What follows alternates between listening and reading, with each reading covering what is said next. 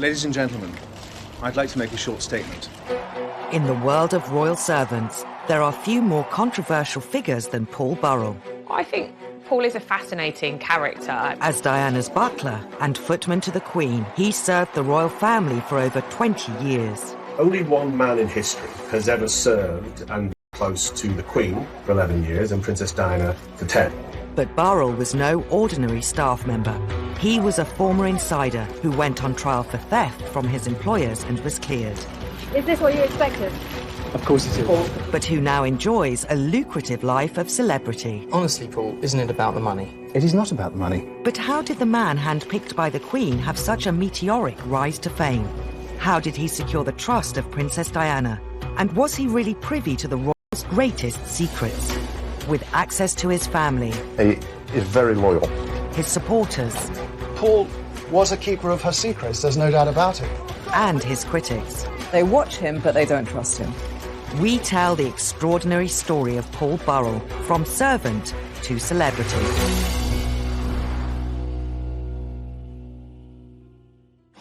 Today, Paul Burrell is one of the most visible figures in royal commentary. His 10 years as butler to Princess Diana still generate endless fascination and secure numerous TV bookings, including popular daytime TV shows. Joining me now is Princess Diana's former butler, Paul Burrell, of course, one of the people who knew her best of all. Morning, Paul. Can you believe it's been that long, Janet? I can't believe it's that long. I think in Britain, we love a character. He's incredibly colourful. He's very emotive. And, of course, he offers insight that a lot of people can't necessarily give. Having served as butler to Princess Diana, Paul became a household name, with the public eager to hear every detail of his life as a royal servant. Princess Diana made Paul Burrell famous, but Paul Burrell kept himself in the public eye for many decades and years thereafter. Paul's celebrity status grew through several high-profile TV appearances. Today, he shares aspects of his domestic world with his Instagram followers. He lives in a mock Tudor mansion in Cheshire, from where he also sometimes films video messages revealing more details of his life with the royals. I've been thinking about all those parties which I attended with the royal family through the years. Parties with the Queen, fancy dress balls at Balmoral, family parties with Princess Diana, and parties celebrating the life of the princess. But his 21st century life is in stark contrast to younger brothers. The younger of them, Graham, has agreed to share details of their childhood. Well, we were 3 boys in a terraced house, 2 up, 2 down. Dad worked 7 days a week, 12 hours a day. Mum was always there. We shared a bedroom together. We had bath time together on a Sunday night in Tim Bath. The young Paul found a form of escape from his surroundings in the glamorous world of Hollywood. I remember as a child, there was always a poster up on wall from his film magazine. He'd have a picture of Bette Davis or a picture of Elizabeth Taylor pinned to his bedroom wall as we were children. There was something about Paul that was always being led to a different life. Aged 12, Paul Burrell came face to face with a world entirely unlike his own on a family trip to London. We always went to Paris, and we always went to see Busby's.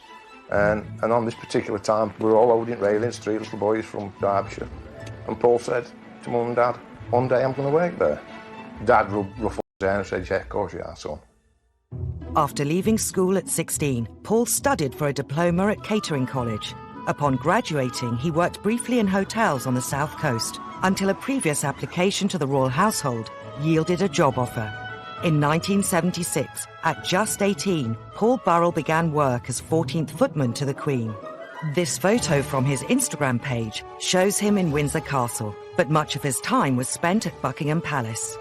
When Paul actually got the job at Buckingham Palace, it was unreal. We were stood looking at the most famous house in the land.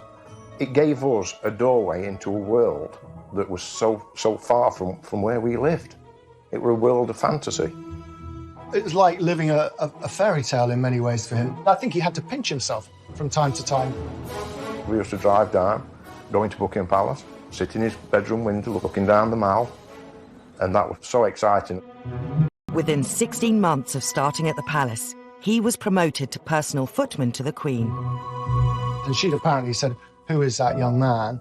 and she'd been told, and she said, well, he seems to be very good at what he does. Let's try him out. And I think she was looking for a new footman. So, I mean, she doesn't have very many, and she doesn't have very many men in that close area. But, you know, Paul Burrell, in a very short time, became one of the key male servants in the Queen's life. Once promoted, the Queen tested Paul Burrell with a job very close to her heart. Burrell was thrown in at the deep end. The first thing she said to him was, oh, do you like dogs? And he said, I love dogs, Your Majesty. Well, let's see if they like you. But Paul was quite practical. At breakfast that morning, he'd wrapped up because he thought they might come in useful if he had to sort of placate the corgis. His secret weapon came in very handy because he managed to sort of rush off after the dogs behind some trees and dish out their treats to them. And after that, of course, they wouldn't leave him alone. It went until I actually stood in Royal Enclosure at Royal Ascot and seen the carriage drive swoop into Royal Enclosure and saw Paul sat up back at carriage directly behind Queen, that it hit me like a ton of bricks that my brother was so close to Her Majesty. As her personal footman and chief corgi walker, Paul Burrell was one of the Queen's top servants. The images he posts online illustrate the pride he took in his job. But like all staff members, Paul would have been made very aware of his standing. Di Davis, who served the Royals from 1994 to 98 as head of Scotland Yard Royalty Protection Force, remembers well the boundary between the Royals and their staff. I think Her Majesty, she has seen so many servants, police officers, private secretaries come and go. All of us who work with and for the royal family have to remember our place. We're there to support them. We're not there to be their best friends. Whilst Paul may have been kept busy with his duties for the Queen, he still found time to help out the newest addition to the royal family. In 1981, Diana Spencer was living at Buckingham Palace in the months leading up to her wedding to Prince Charles. This other member of staff called Mark Simpson had got close to the princess, and he was taking her Big Macs, and so he pulled Paul Burrell in to be part of this mission. And so they went to a local McDonald's and they brought back Big Macs and fries. And they apparently sat and had it together. And that's Diana. I think she could mix with everybody. But whilst Paul was becoming popular upstairs, it would be downstairs that romance blossomed. Paul met his wife Maria, who was a maid to Prince Philip, while they were making the Queen's bed. He and Maria did break new ground, because normally what happens when below-stairs staff marry was that one of them, at least, has to stop working. Paul happened to mention this to the Queen one day, and the Queen said, well, that can't be right. You and Maria deserve to stay on. Although today Paul is strongly associated with Lady Diana, it was originally his wife Maria who bonded with the princess and secured Paul's future with the newest royal. Sometimes she would pop down to a little tiny mews flat, which is at the back of Buckingham Palace, where all the servants live, and she would, drop in to see Maria as well. So slowly, this sort of relationship was building. So Princess Diana and Maria, so sharing their experiences and bonding over that new life. By the mid-80s, when Diana and Charles needed more staff at Highgrove, their Gloucestershire residence, Diana made an offer to Maria, not Paul. Diana in sort of appealing to Maria to think about the future, and you can't carry on living in this poky little flat. Why don't you come and work for us? And with pressure from Diana and a lot more pressure from Maria about a new life in the countryside, they managed to persuade Paul about the benefits of family life at Highgrove.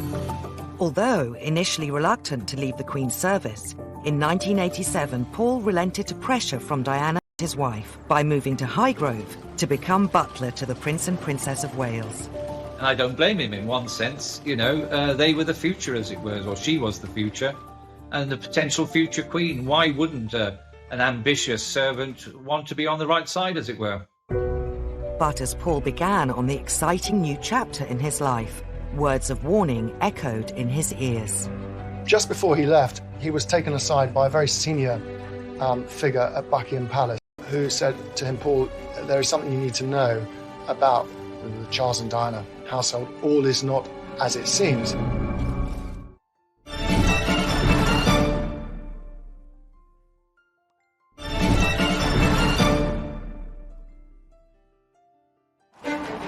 In 1987, Paul Burrell found himself working for possibly the most high-profile royal couple in living memory, the Prince and Princess of Wales. Based at Highgrove, he was a highly valued butler, but relations between Charles and Diana were strained. All the staff in the royal household knew that Prince Charles was carrying on a years-long affair with Camilla Parker Bowles. Princess Diana is first absolutely suffering and devastated, and then very slowly begins to try to find love and friendship in other places. With a growing divide between Charles and Diana, the princess drew on close friends for comfort. The photos Paul shares on social media from this time reflect the increasingly personal relationship he was developing with her. Many times when we visited, there'd be a knock at the door. You'd open the door and Princess would be stood there. I watched the friendship grow. She was calm around Paul. They were good together. Paul knew what she wanted before she wanted it. Paul soon found himself in a more trusted relationship with his employer than he had ever had working for the Queen at Buckingham Palace. She didn't have a husband who could talk to her.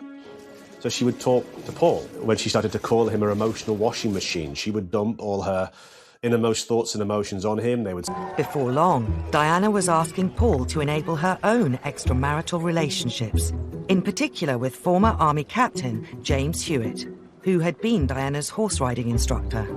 There was one time when Diana asked him to go and pick up James Hewitt, to take him to Highgrove even, which is quite astonishing. So Burrell put him in the back of a car underneath a blanket, and I mean, whether it really worked, it's highly unlikely because there are police all over the estate at Highgrove. The marriage problems of Charles and Diana soon became public when the Prime Minister made an unprecedented announcement. It is announced from Buckingham Palace that, with regret, the Prince and Princess of Wales have decided to separate. As Diana and Charles discussed separation practicalities, the Princess made an astonishing demand. Charles said, well, you know, whatever you want, just take it and go.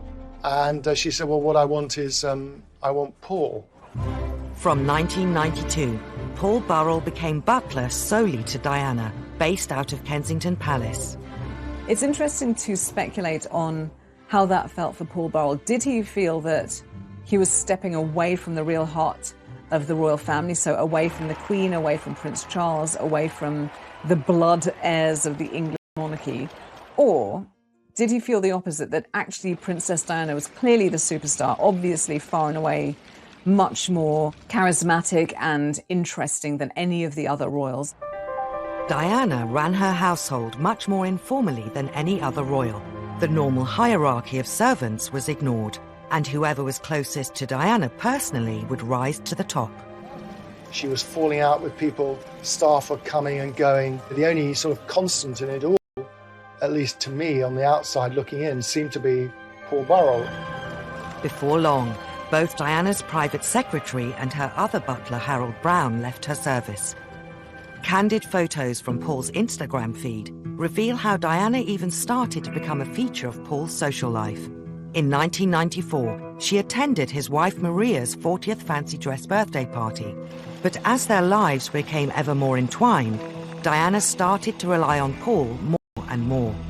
She started leaving notes about her life, her thoughts, asking him for advice on all manner of things. Paul has given the public glimpses of these notes through social media. He was definitely now being pulled into things that a butler wouldn't ordinarily see unless invited. In recent years, Paul has been publicly questioned over whether the relationship with Diana was more like that between friends than employer and employee. The thing was, of course, she shouldn't have let me come that close. Because there's a line. Exactly your terminology. It's interesting that you know the line. Did he allow himself to cross that boundary? Yes, I suspect he probably did. I understand that if he had turned down the sort of extracurricular stuff that he was now doing for her, well, where would that leave him? He worked in Kensington Palace. He saw the revolving door of staff being turfed out who sort of fell out of favour. She needed someone else by her side. She needed someone to look after her and to give her attention, and she approached the world through her feelings. So if she didn't feel loved or cared for in the moment, she would possibly feel very, very insecure and sad. But I just have a little sense that what bonded them was Diana's need to be loved and Paul's need to be loved. In 1996, the Prince and Princess of Wales divorced, meaning Diana was officially no longer a member of the royal family. With Diana now free to use her international profile however she chose, Paul Burrell's role once again stepped up to a new level. On now iconic tours to Angola and Bosnia in aid of landmine charities, Paul travelled with her in a role that transcended his title of butler. He was wearing many hats. He was PR, he was chauffeur, he was private secretary, he was butler, he was everything rolled into one, which I think speaks to how much she relied on him and how much she trusted him. I remember that tour to Angola in particular. You know, we were all there for the famous shot of the princess walking through the minefield, and there's Burrell in a Ralph Lauren shirt, same as the princess, and you're thinking, this guy now really is very important in her life. 1997 was not only the peak of Diana's public profile, it was also the pinnacle of Burrell's career as a servant. The press described him as the most important person in her life. Gushing newspaper profiles, I should know, I wrote some of them, about who was this remarkable man. You know, boyfriends may come and go, but one man's constant step forward, Paul Burrell, and I think he rather enjoyed it. Paul soon became known as Diana's rock. I mean, a lot of people have said to me, well, he wasn't the only person she referred to as her rock. There are a number of other people. Well, that may be the case. But what I can say is that it didn't come from Burrell. I didn't hear it first from Burrell. It probably came from Diana. Paul has subsequently claimed in TV appearances he was not only her rock, but also Diana's best friend. I was her best friend. I was a great advisor on what to wear and when to wear it. I did great flower arrangements. I think the friendship were greater than they thought at the time, if that makes sense. I think it were great when you look back at it, when you're actually travelling through it. I don't think he was her best friend. I think that's a misunderstanding. I think that's something that he subsequently came to in the years after her death. But since her death, he has revealed them too. One of the most sensational was a letter she wrote just 10 months before the tragic accident that took her life. In 2003, Paul revealed the existence of a letter that Diana had written a couple of months after her divorce from Charles, saying that she thought Charles wanted to kill her. This letter was given to Paul, he says, as insurance, and it was in Diana's hand. But Diana was paranoid about these things. I mean, Burrell, I think it's best to reassure her. The fact that she confided in him about it, I wasn't entirely surprised. I mean, she told me some of this stuff too. She got Burrell to pull up all the carpets on one occasion and even lift floorboards to see if they could find bugs, but they never found anything at all, of course. Only months after Diana wrote this letter to Paul on August 31st, 1997, he received news that brought his life as a royal servant to an unexpected and gruesome end. I was actually with Paul at Kensington Palace. We was woke in the early hours of the morning with police knocking at the door. I remember seeing policemen in Paul's hallway. Paul on telephone. Comes off telephone, said that the princess had been injured. They were like a rabbit in headlights. Everything, his job, his best friend, everything were in jeopardy. The driver and Dodi Al-Fayed died at once. The security man and Diana initially both survived, though ambulancemen spent 2 hours with her at the scene. They were brought here to the Pitié-Salpêtrière hospital, but such was the gravity of Diana's injuries, they pronounced her dead at 4 a.m. Paris time. Upon hearing of Princess Diana's death in Paris, Paul left to perform one final royal duty. He arrived before Charles or any other royal and began arranging for her to be brought back to Britain. They just wanted to take care of all loose ends and make sure everything was in order and protect the dignity. After her televised funeral in Westminster Abbey, Paul was one of only 2 non-family members invited to Diana's private burial at the family estate, Althorpe. But perhaps the greatest honour for Paul in the months after Diana's death was his involvement in her memorial fund. He would explain in TV interviews how this was a way of protecting her memory. For me, it's a way of carrying forward what I began 10 years ago, looking after the princess in a private way. I can now look after the princess in a public way. While being employed by the Memorial Fund to arrange charitable work, Paul Burrell appeared at events as Diana's representative. The press got more interested in Paul after Princess's death because he was more... And instead of standing there with a tray serving champagne, someone is standing in front of you with a tray serving you champagne. By the middle of 1998, Paul Burrell had carved out a place for himself in public life as the spokesperson for Princess Diana's work and ideals. But with his public profile rising, what was more important to Princess Diana's former butler?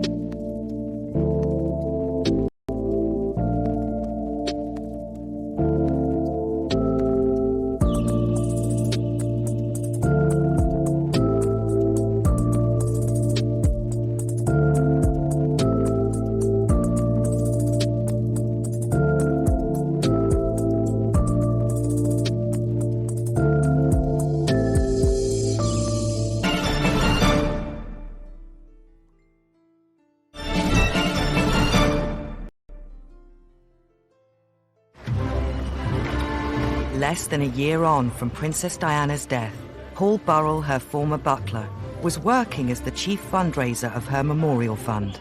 The Princess of Wales Memorial Committee gathered in 11 Downing Street for their 5th meeting. But it wasn't long before his high profile began ruffling feathers. It is a moving and natural progression for Paul Burrell to be the person to take up the mantle, to carry forth, championing the causes embraced by the princess in her lifetime. I think as Paul Burrell's stock rose and his profile increased and he found himself in the middle of the media spotlight as the person closest to Diana, I think that led to a perception that he was enjoying it all a little bit too much. That I feel that her spirit is still alive. There he was at the Memorial Fund ball. He had spent 20-odd years in the shadows, as invisible servants are meant to be, and he's thrust into the spotlight. It did seem extraordinary. He found it all almost too good to be true. And it seemed it was. In December 1998, Paul was made redundant. Mr. Burrell only had a few words to say. Paul claimed Diana's sister, Lady Sarah McCorquodale, broke the news to him in a London wine bar. To her family, he would always remain a servant, and he was working class. They were aristocracy. And of course, he was increasingly speaking on her behalf. And I think there was a feeling from her family that that was a bit inappropriate. It's human nature to want to better yourself. And I don't feel that that in itself is something we can criticise him for. But the fact that other people around him were disgruntled by it suggests that there was something else going on. And the something else could have been that other people wanted Paul to maintain his position as a staff member, or that other people noticed a grandiosity in Paul and they were fearful about where it might go. I think Paul was devastated. He thought he had done good work for the charities in Princess Diana's name. His departure from the fund once again made Paul front-page news. Paul Burrell, who joined the Prince and Princess of Wales' staff in 1988, drove off to spend Christmas with his family in Cheshire. Paul returned to Cheshire to begin a new life away from the spotlight. I think he felt he owed it to Maria and his sons to turn his back on his celebrity times. Maria wanted some stability. She wanted to be near her family. He did actually try and start a new kind of a life. I think it is too simplistic to say that Paul loved the celebrity. I think he genuinely believed that he was Princess Diana's standard carrier. He was her knight in shining armour, that it was his role to protect her, promote her, because she wasn't here anymore to do so. And so him kind of disappearing into obscurity, I don't think would ever have suited him. The Burrells' peaceful suburban life didn't last long. In January 2001, there was a dawn raid on their home by the Metropolitan Police. When the Serious Crime Squad searched Mr. Burrell's home in Farndon, Cheshire, they took away a number of items. Police found hundreds of items that once belonged to the princess. Reports of designer bags, personal letters, and more than 2,000 photos and negatives. The police were just amazed how much property he had. Some intimate letters from Diana to William, her old school reports. And I think, not unnaturally for the police, they felt, well, why would a butler have? And the police built a case which based on a set of assumptions. The set of assumptions were, broadly, that Burrell had hidden this stuff away, stolen it, in those weeks and months after Diana's death. As the executors of Diana's estate, the Spencer family made the final decision to pursue the prosecution. Paul was charged with 3 counts of theft relating to over 300 items. Once it was clear that the Spencers wanted the trial to go ahead come what may, I think Prince Charles's household had to be seen to be working in tandem with the executors and therefore lent their support to the trial. Almost 2 years after Burrell's house was raided, the trial began at the Old Bailey. Today, he's here at the Old Bailey, charged with stealing from her estate. Paul's defence claimed he was keeping Diana's belongings for safekeeping, an explanation the prosecution disputed. I mean, it was going to be the trial of the decade, and here was a member of Princess Diana's innermost circle charged with stealing her effects. I talked to him many times. He was suicidal at times. He was in a very dangerous place. His view was that when the boys were older, they would want to have this stuff, and they would be grateful to him that he had preserved it. Now, this was a slightly naive view, but it was a view. It was horrendous. It was like a free-for-all. We all went down as a family, show support. And listening to how the court case was being presented, and during that time he lost all the skin off his hands and off his feet, and that was down to worry. 2 weeks into the trial, and there was a shocking development. Just before Paul was due to take the stand, the Queen made an unprecedented intervention. She claimed to recall a conversation with Paul, during which he had told her he was taking some of Diana's belongings for safekeeping. I knew the princess, and I knew that she was in the habit of giving many of her things away, and no one benefited more than that than Burrell. The case collapsed. He's happy and relieved to have been acquitted on all charges after the terrible ordeal of the last 21 months. I think, at the end of the day, Paul Burrell would have liked his right to reply in court to balance out the accusations and the reputation damage that had taken place over the previous 2 weeks. But ultimately, the Queen stepped in. There was a celebratory lunch with his legal team in Covent Garden, pasta and champagne, to prepare for the journey home to Cheshire. Congratulations. How's it feel? How do you feel? Very happy, thank you. Where's the taxi? After the trial, Paul Burrell once again returned to a quiet life. Wait and see what people offer me and go forward in a positive way. Notoriety isn't a bad thing in tabloid Britain. These are things that the public really likes. So he was canny enough to know that he may get a few juicy offers, which he did. The Daily Mirror's boasting that it will shed light on the trial with Paul Burrell's exclusive account of the last 22 months. He sold his story to the Mirror, and again, no doubt, thought, well, I've been put through the mill on this issue. What benefits can I bring to my family, to my future career? The establishment have tried to destroy me. What can I do to enhance my situation? Paul's next move saw him thrust into the spotlight once more. He wrote a book, A Royal Duty, claiming to set the story straight. To understand the motivation as to why Paul wrote A Royal Duty, you first have to understand and see what happened to him. He had been put on trial, accused of the ultimate betrayal, of thieving from Princess Diana. He had become a pariah in many respects, and it's fair to say that they went to the brink of ruin. I think the intention, from what I understand, was always to give his side of the story. He felt that the public thought he was a common thief, and he had to explain what he did and why he did it. In the weeks leading up to the book's publication, it was serialised in the Daily Mirror. Piers Morgan, the editor at the time. He'll never betray Diana, he'll never betray the Queen, he's made it very clear. The week before the book was due to be published, there was an unprecedented statement from Princes William and Harry. William tonight finally decided enough was enough. Their press secretary read it out. We cannot believe that Paul, who was entrusted with so much, could abuse his position in such a cold and overt betrayal. It is not only deeply painful for the two of us, but also for everyone else affected. And it would mortify our mother if she were alive today. And if we might say so, we feel we are more able to speak for our mother than Paul.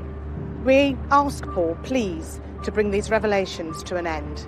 William and Harry speaking out about the book added fuel to the fire and generated more interest, because of course people then thought, gosh, what's in it? What's so bad that William and Harry are so upset? Paul responded with his own statement. I am saddened at the statement issued on behalf of Prince William and Prince Harry. Saddened because I know that this book is nothing more than a tribute to their mother. I remember drafting a statement. I remember calling all the producers and news crews to get the 10 o'clock news slot, because we weren't going to allow Buckingham Palace to try to control the narrative that evening by calling the book a cold and overt betrayal. I am convinced. So we took charge and Paul delivered a statement. I would also like to point out that following the collapse of my trial at the Old Bailey last year, no one from the royal family contacted me or said sorry for the unnecessary ordeal myself, my wife and my sons were put through. Embarking on a world tour to promote the book, Paul was soon confronted with accusations of cashing in. I have to stand for myself and what I think is true, and I've done that. And that's why I've written the book. Honestly, Paul, isn't it about the money? It is not about the money. Absolutely not. I think that's a little disingenuous when he says it's not about the money.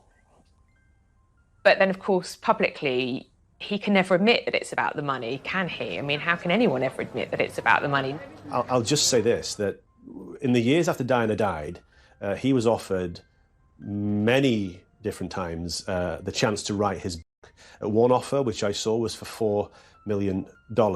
He refused it flat and didn't entertain any discussions. And News International offered him a package totaling £2 million. He refused that deal. He chose the lesser deal on the table, which was £350,000 from the Daily Mirror. It was about, for Paul, the truth. How could his story be presented as he wanted it to be presented? You know, there's that such inherent hypocrisy in all of us. We love to say, oh, goodness, you know, roll our eyes at someone who we say is cashing in on, you know, having worked for the royals. But equally, we can't get enough of it. We want to lap up everything that they have to say. With the spotlight firmly on the former butler, in 2004, Paul appeared on ITV's popular reality show, I'm a Celebrity, Get Me Out of Here. Taking part in a number of challenges, much to the amusement of presenters Ant and Dec. I can't feel anything in it. I put my...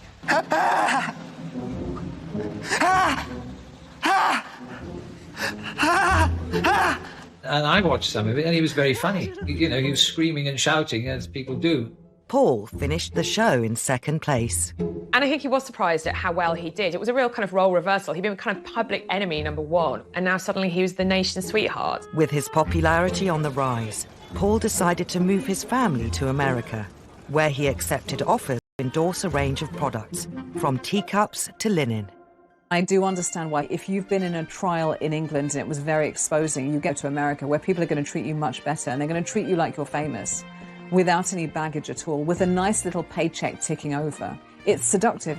The Americans love British royalty, and they love the kind of Downton Abbey, upstairs, downstairs kind of story. So here was a bona fide servant to the British royal family, best mate of Diana's, and... He wasn't to last.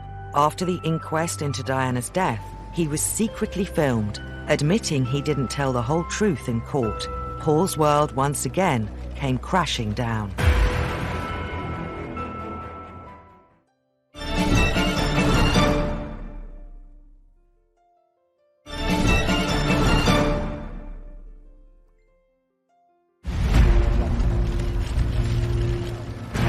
More than 10 years on from Diana's death, and with numerous conspiracy theories into what caused her fatal crash, an inquest finally began. Paul Burrell, still living in America at the time, was called as a witness. All day, Mohammed Al-Fayed sat in court listening as Paul Burrell rejected any suggestion that Diana was about to announce her engagement to his son, Dodi. "I find that difficult to believe," he said. This was only a 30-day relationship. She was on the rebound from Mr. Khan. He gave evidence as somebody who knew her intimately as a servant, but also a confidant. He was one of the last 6 people that actually she phoned before she died. He has always seen it as part of his job to protect her, and being part of the inquest was part of that. The world's media were on tenterhooks, desperate to see if Paul had anything new to say. But instead of new revelations, Paul Burrell quashed rumours that were circulating about Diana, including that she was pregnant with Dodi Fayed's baby. The princess, he said, was on the pill and definitely not pregnant, and he suggested she may have allowed herself to be seen so publicly with Dodi in order to make Mr. Khan jealous. The inquest took months to complete, yet appeared to confirm what many already suspected. Let's be clear about this. Princess Diana died because a drunk driver was driving her car and was going far too fast in a Paris underground tunnel. And crucially, she wasn't wearing a seatbelt, neither was Dodi. So those are the very base facts, but I think there was such an emotional outpouring of her untimely death that the facts got lost. With the inquest finished, it wasn't long before Paul Burrell found himself having to face uncomfortable questions again. When he was secretly filmed by a Sun journalist, admitting he didn't tell the whole truth in court. He was drunk, he was jet-lagged, and he maintains he was a victim of entrapment. There might have been an element of showing off. I'm sure that's quite possible too. The total disregard for how this will feel to the people who were affected by Princess Diana's death, it just takes my breath away. Paul's lawyers issued a statement, court, not under oath. He did not conceal anything remotely relevant to the inquiry. Despite this, the impact was wide-reaching. The fairy tale was over. The fantasy was broken. He wasn't this twinkly-eyed English butler. I think he did become less credible as a kind of talking head and as a source on the royal family. His star was waning, and he returned to Britain, to the family's flower shop. Paul's wife and children remained in America. It certainly had a negative effect on views about him. You know, he went from being this rather sort of lovable figure on daytime television to someone who, you know, the public sort of collectively groaned about. In 2017, after years of media speculation over his sexuality, Paul revealed he was gay and planning to marry his partner of 10 years, Graham Cooper. With Paul's private life almost as valuable as Princess Diana's, the Sun newspaper ran the exclusive. Paul wanted a private wedding, and he wanted to come out as a proud gay man privately to the people who know and loved him. We've got to remember, the Sun newspaper chose to out him. So the moment that news breaks, you are immediately out of control of the story. So Paul did a deal to take control of the narrative. Paul was once again welcomed onto British daytime television. In an interview on This Morning, he revealed how he told his family about his sexuality. To sit with them and talk about my sexuality and to cry with them and say, this is your dad. I'm your dad. I'm not going to change. I'll always be here for you. I said that to my wife. I said, I am your best friend. I'll always look after you. I'll always look out for you. As complex as Paul is, it's important to understand and not villainise him every turn, to understand that he also had some very difficult challenges, which he had to find ways to overcome. Since his marriage, Paul has sold his flower shop, but still accepts offers to comment on big royal stories. including talking to the Loose Women panel about Harry and Meghan's departure from the UK. They're not the first royals that have decided to leave the country or to have another home in another country. Diana was also deciding to spend some of her time in America. And in fact, the day she died, on her desk were plans of a home in Malibu in California, which she was in the process of purchasing. Undoubtedly, Paul will want to talk about one of the biggest royal stories this summer, the unveiling of a statue of Princess Diana on what would have been her 60th birthday. When it comes to the unveiling of the statue, I think Paul is realistic about his chances of being in attendance, but I'll say this.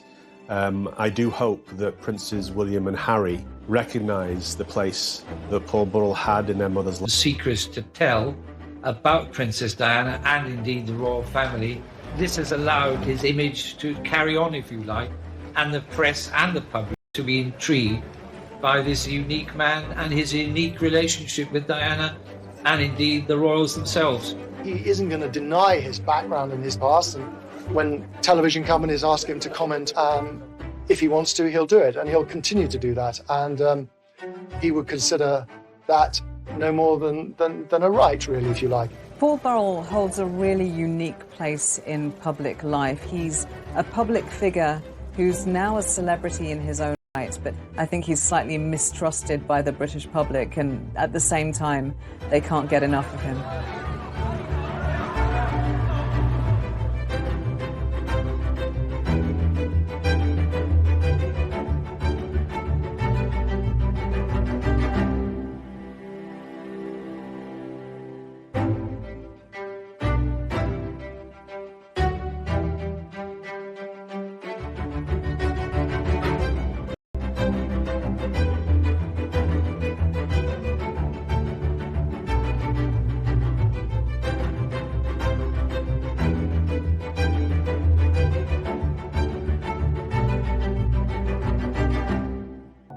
Terraced house, 2 up, 2 down.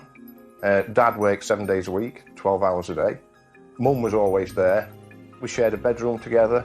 We had bath time together on a Sunday night in Tim Bath. The young Paul found a form of escape from his surroundings in the glamorous world of Hollywood. I remember as a child, there was always a poster up on wall from his film magazine. He'd have a picture of Bette Davis or a picture of Elizabeth Taylor pinned to his bedroom wall as we were children. There was something about Paul that was always being led to a different life. Aged 12, Paul Burrell came face to face with a world entirely unlike his own on a family trip to London. We always went to Paris, and we always went to see Busby's. And on this particular time, we were all holding railings, 3 little boys from Derbyshire. And Paul said to Mum and Dad, one day I'm going to work there. Dad ruffled his hair and said, yeah, of course you are, son. After